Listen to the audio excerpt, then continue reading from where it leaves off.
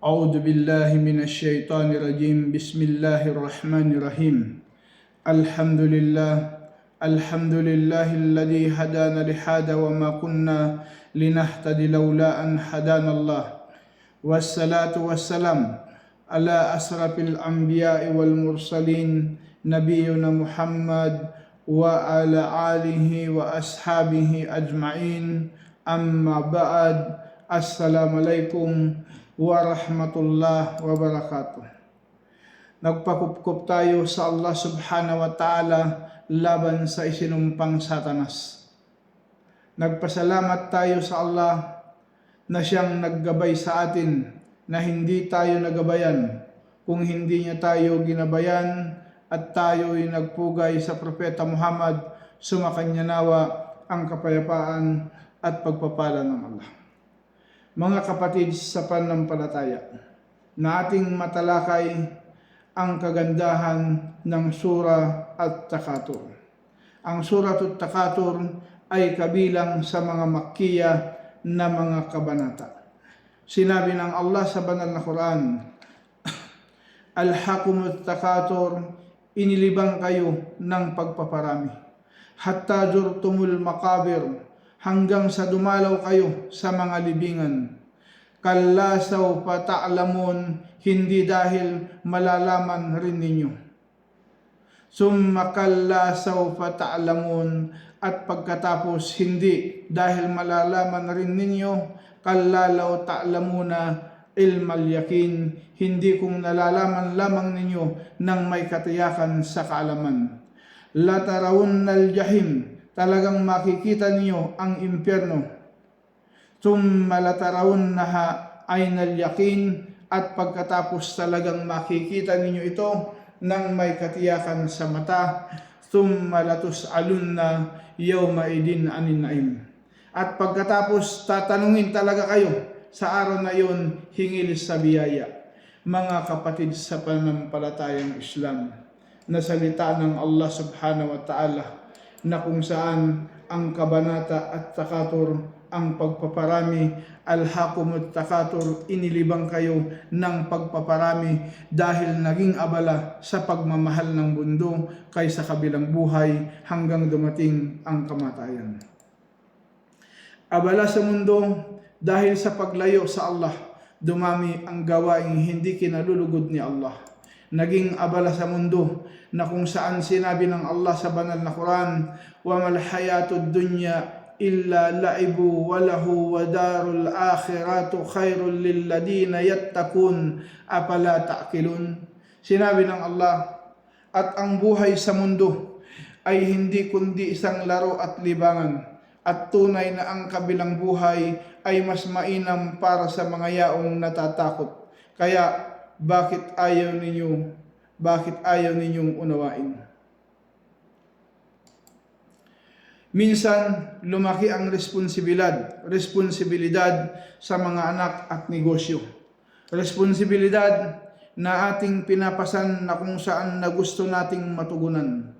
Matugunan ang mga responsibilidad na pananagutan sa Allah, ngunit minsan dahilan kung bakit ang tao ay napapalayo sa Allah sa kadahilan ng pagiging abala at pagkalimot. Pagpaparami ng mga yaman at anak, sinabi ng Allah sa banal na Quran, i'lamu annamal hayatud dunya laibu wa lahu wa zinatu wa tafakharu bainakum wa takataru fil amwali wal aulad kamatalin gaitin a'jabal kuffara nabatuhu thumma yahidu patarahu musfarra thumma yakunu hutama wa fil akhirati adabun syadid wa magfiratum minallahi wa ridwan wa may hayatud dunya illa mata'ul gurur. Sinabi ng Allah sa Quran, alamin ninyo na ang buhay sa mundo ay tanging laro lamang at libangan at palamuti at kayabangan sa inyong pagitan.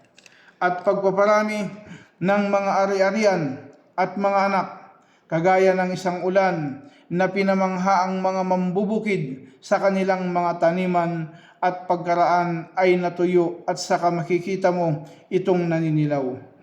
At pagkatapos ay nagiging dayami at sa kabilang buhay ay merong kaparusahang napakahigpit at kapatawarang mula sa Allah at kaluguran.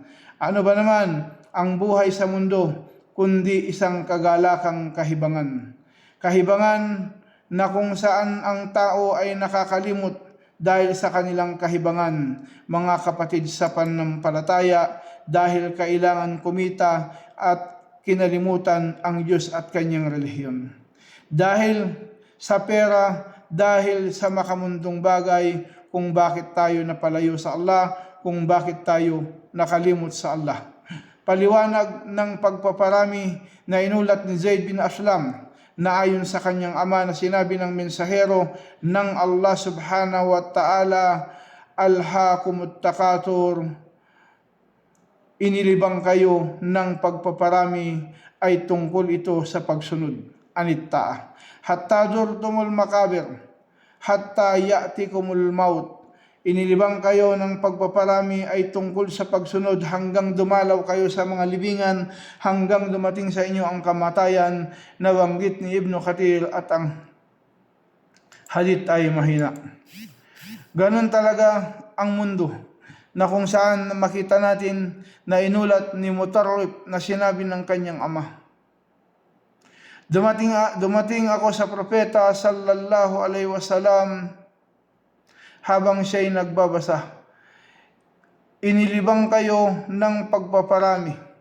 Kanyang sinabi, sasabihin ng anak ni Adam, pera ko, wala para sa iyo. O anak ni Adam, mula sa inyong kayamanan, bukod sa iyong kinain at sa kainubos, at o sa isinuot mo, at sa iniluma, o sa iyong ipinagkawang gawa, at sa ipinadala, isinalaysay ni Muslim.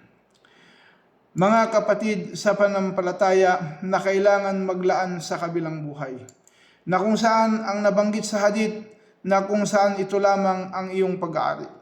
Kaya kailangan malaman maglaan tayo para sa kabilang buhay na inulat ng propeta inulat ni Abu Hurairah an Abi Hurairah anna Rasul sallallahu alaihi wasallam qala yaqulul abdu mali innama lahu min mali thalatha ma akala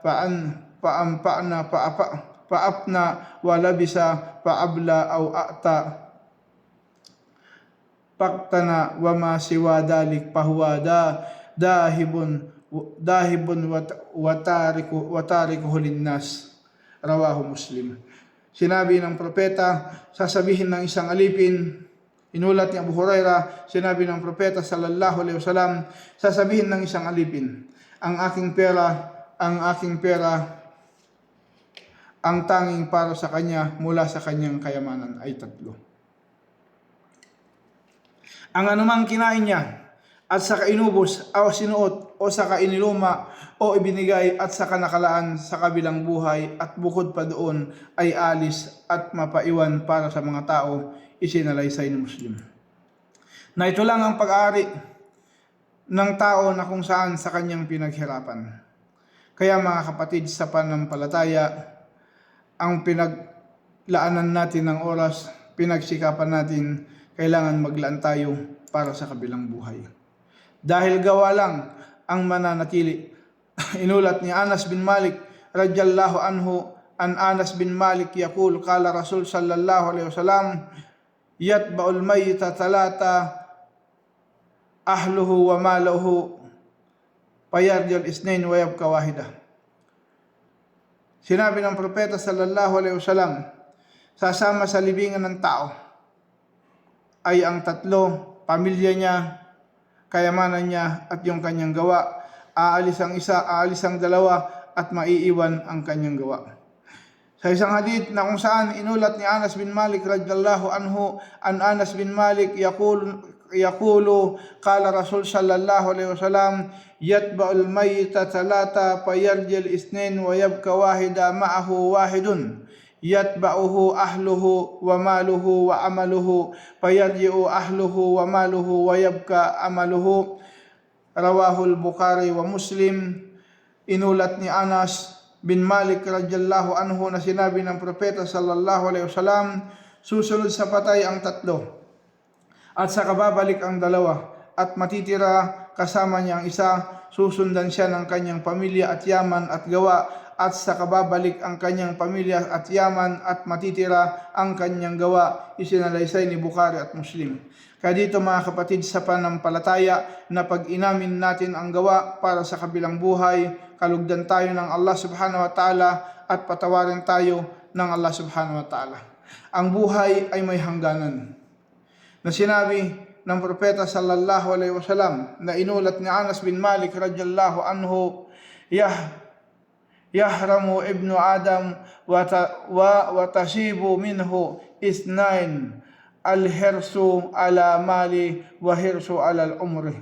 Rawahu Muslim.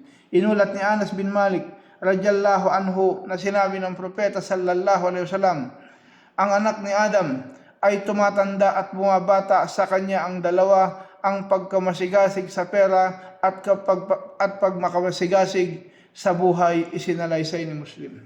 Kaya dito mga kapatid, na ang tao ay walang kabusugan, walang kakontentuhan sa kamakundong bagay, na naghahangad siya patungkol sa kayamanan, na gusto niya ito na walang katapusan, at ganun din ang kanyang buhay. Ngunit hindi kalimutan ng tao na tayo ay may hangganan. Lahat dito ay may hangganan. Kullu shay'in ya'ti ajaluha.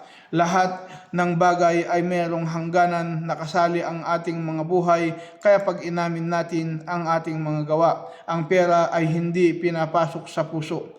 At binabanggit ni Hafid Ibn Asakir sa talambuhay ni Ahnaf bin Qais, at isa sa palayaw niya ay si Dahak, na meron siyang nakitang dirham sa kamay ng isang lalaki.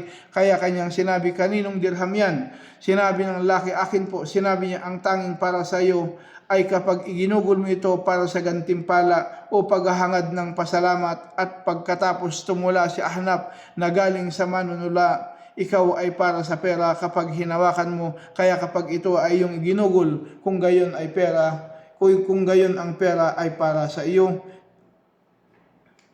Na kung saan makita sa Tariq at Damascus. Kaya makita natin dito, inilibang kayo ng pagpaparami. Na kung saan inilibang kayo ng pagpaparami, na sinabi ng Allah sa banal na Quran, zuyyina linnasi hubbus syahwati minan nisa'i wal banina wal qanatiril muqantarati minad dahab wal fidda wal khaylul musawwamati wal an'amil hars, dalika mata'ul hayatid dunya wallahu indahu husnul ma'ab. Sinabi ng Allah, pinaganda para sa mga tao ang pag-ibig sa mga pagnanasa mula sa mga kababaihan at mga anak na lalaki, at limpak na mga ginto at pilak at magagandang uri ng kabayo at mga hayupan at taniman. Iyan ang kasiyahan ng buhay sa mundo, at nasa piling ni Allah ang mainam na babalikan. Kaya ganun mga kapatid sa panampalataya, na mga kwento na kung saan, kung bakit ito ipinababa, na asbabun nuzul, mga kwento kung bakit ipinababa ang talata o kabanata ng Quran, lalo na sa Suratut Takatur. Kwento ng Takatur na ibinaba dahil sa dalawang tribu mula sa Banu Harith at Banu Haritha, na nagyayabangan at naparami ang kanilang yabang, hanggang sinabi ng iba, meron ba kayo tulad ng tao na ito mula sa amin? Gayon din sinabi ng ibang pangkat bilang pagmayabang sa mga buhay, hanggang sinabi ng ibang pangkat, hali kayo, punta tayo sa libingan. Pinagtuturo nila ang mga libingan at nagsabi, meron ba kayo tulad ng taong ito? Kaya ipinababa ang Takatur, ang aya na Suratut Takatur. Kaya ito ang sinabi ng Allah, alhaqumut takatur hatta zurtumul makabir. Inilibang kayo ng pagpaparami hanggang sa dumalaw kayo sa mga libingan. Isang kahulugan na kung saan pagdalaw sa libingan, ito rin ay isang kahulugan na pagdalaw sa libingan, at isa sa mga kahulugan ay lahat tayo ay hahantong sa libingan at ililibing bilang bisita at saka tutungo sa paraiso o sa apoy. Mga kapatid sa panampalataya, pagdalaw ay hantungan.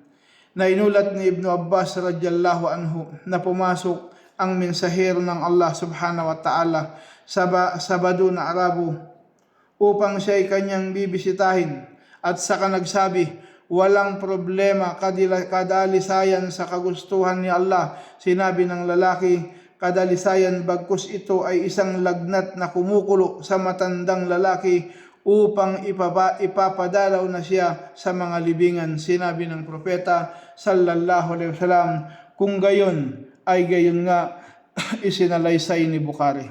Mga kapatid sa pananampalataya, pagdalaw sa libingan, ito'y paalala sa atin na kung saan ang pagdalaw ay hindi mananatili sa libingan na darating na ikaw rin ang dadalawin.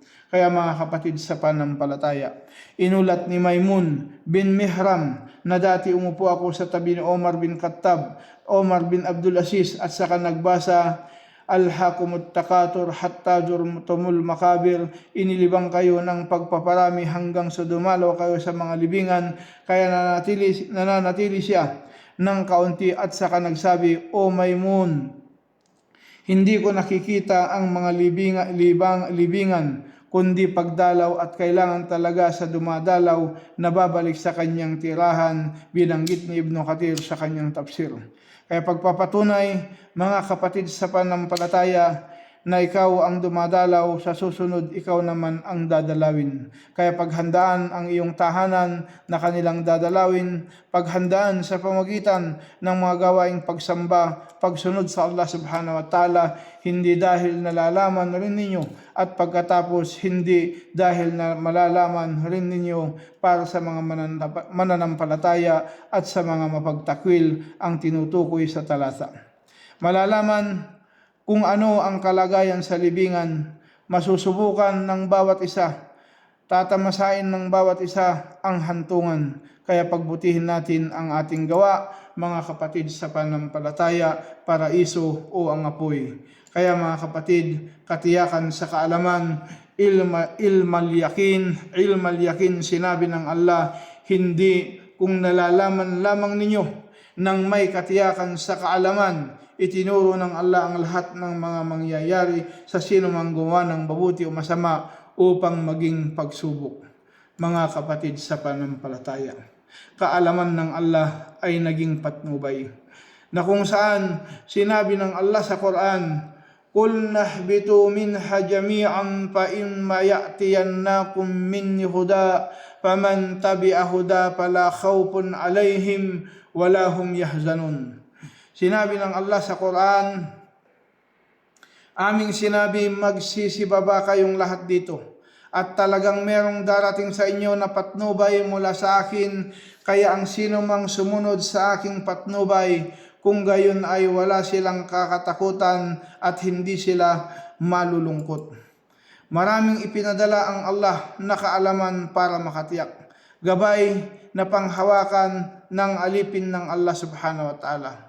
Sampalatayaan muna bago masaksihan ng mga 5 pandama para masamba si Allah sa lingid. Kaya mga kapatid, tiyak na makikita mo mismo ng mga mata na sinabi, tummalatarawun na aynal yakin, at pagkatapos talagang makikita ninyo ito ng may katiyakan. Kaya kung masasakrihan ang impyerno ay natapos na ang pagsubok sa mundo, sinabi ng Allah, talagang makikita ninyo ang impyerno, at pagkatapos talagang makikita ninyo ito ng may katiyakan sa mata.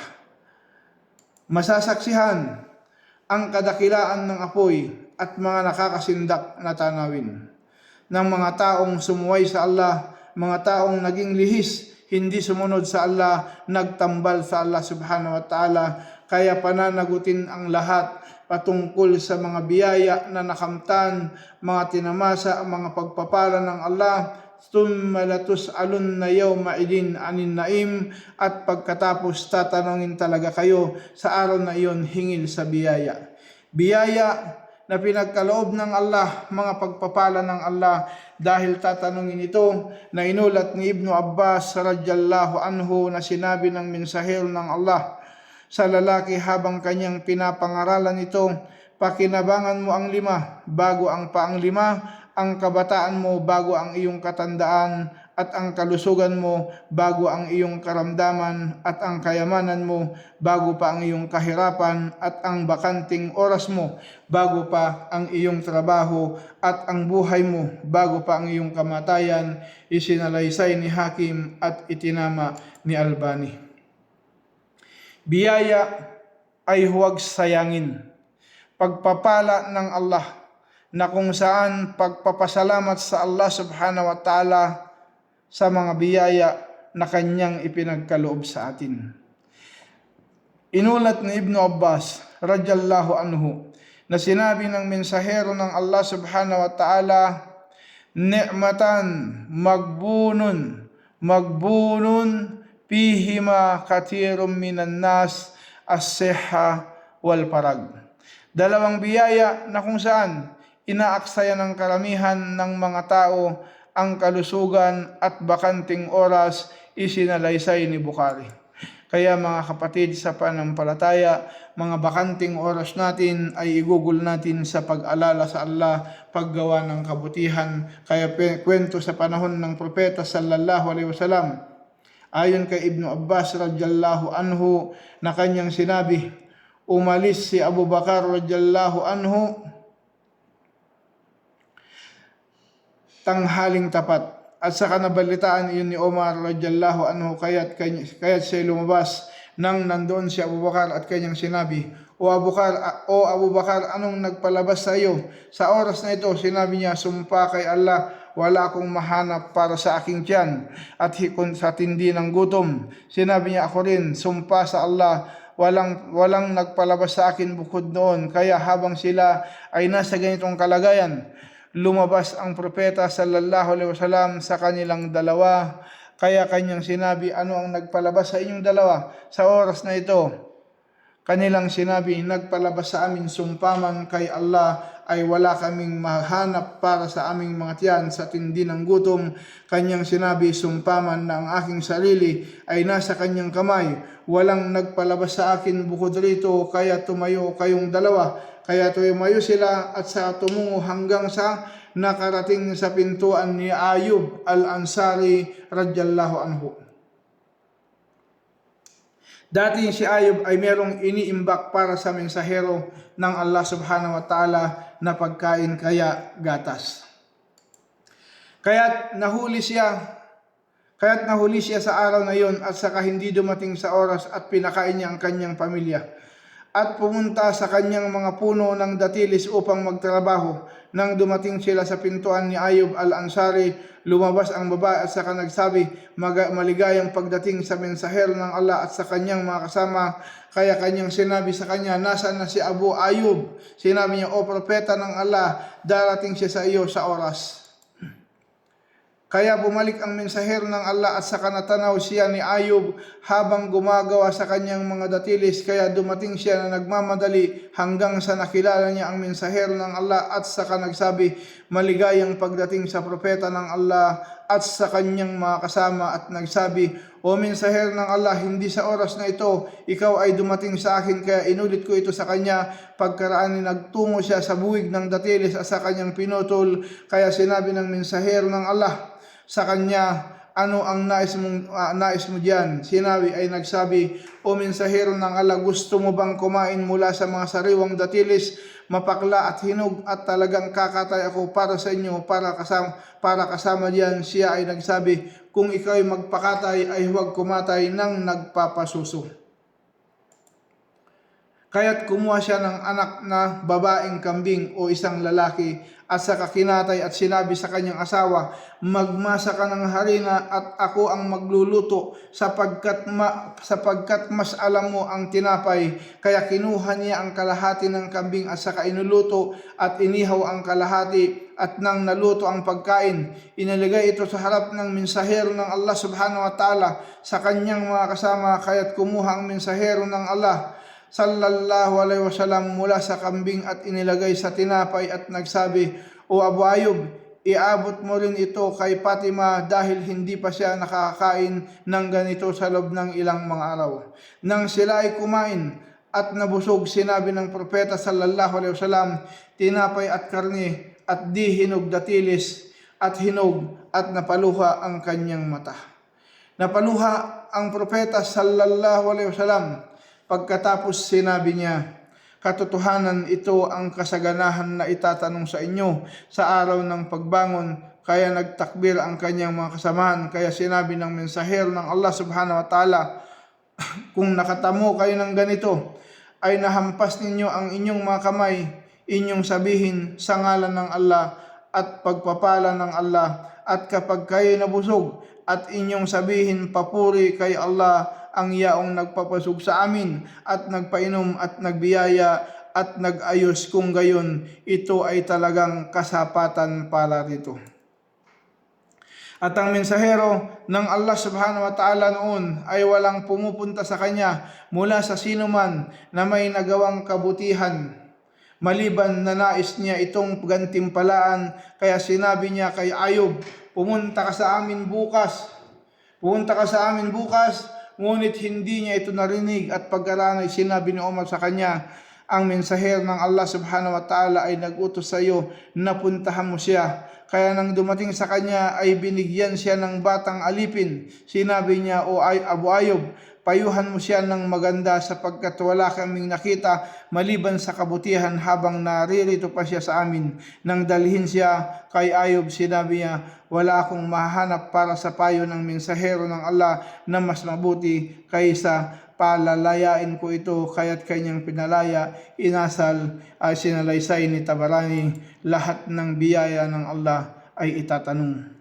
Mga kapatid sa pananampalataya, mabuti nagmula sa kabutihan, nagmula sa kasamaan na tinamasa ng tao mga biyaya. Kahit ano pang paraan na nakamtan mo ito, na wala tayong maliligtas sa Allah. Lahat tayo ay tatanungin sa lahat ng bagay na ating tinamasa, mga ginawa, kung tayo ba'y sumunod, tumalima sa Allah subhanahu wa ta'ala, o tayo ba'y sumuway. Kaya magbalik loob tayo, mga kapatid sa pananampalataya. Hilingin natin ang kapatawaran sa atin ng Allah, na huwag tayong parusahan sa libingan, huwag tayong parusahan sa impyerno. Papasukin tayo sa pinakamataas na antas ng paraiso ng Allah subhanahu wa ta'ala. Assalamualaikum warahmatullahi wabarakatuh.